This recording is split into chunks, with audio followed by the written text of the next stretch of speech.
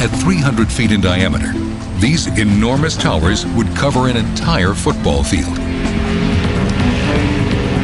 Engineers here certainly don't have to worry about ice, but their bridge must be strong enough to withstand another equally terrifying force of nature: earthquakes. Almost 1,000 persons died when these buildings crumbled, and 130,000 are homeless in the worst quakes in modern Greek history.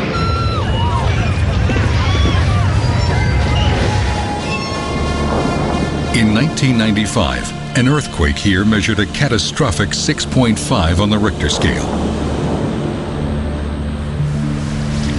But the Rion and Tirion Bridge has been designed to withstand far worse.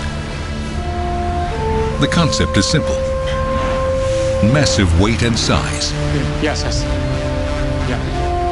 When the pier is shaken by a big earthquake, they are stable because they are very heavy, they are massive, they are large, and by their own weight, they can bear this shaking, and they cannot overturn. Just erecting these giants was a mammoth undertaking. First, engineers had to level the ocean floor where each pier would stand. That became a major hurdle when they discovered the soil was too loose to support the weight of the piers during an earthquake. Their only hope was a technique that had never before been attempted. They towed an enormous construction barge to the location of the pier. To stabilize the barge in rough seas, gigantic steel chains anchored it to 750-ton concrete blocks on the sea floor. Workers on the barge then drove steel pilings, nearly 150 of them, each 90 feet long and 7 feet around, deep into the soil. They topped it off with a 10-foot thick layer of gravel.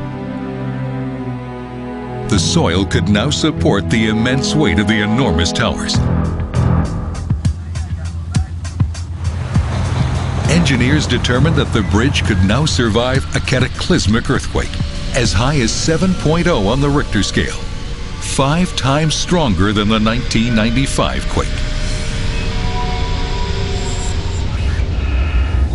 But construction techniques weren't the only valuable lessons for Bering Strait engineers.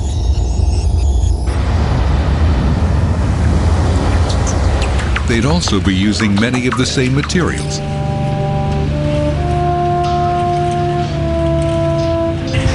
One of the most important is a lightweight, high-strength steel reinforcement rod, known as rebar.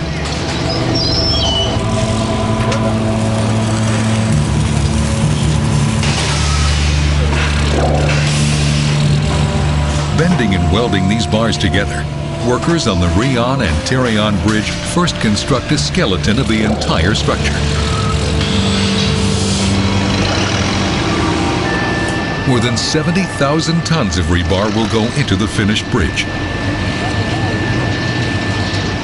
The Bering Strait Bridge would use 10 times as much, almost 750,000 tons.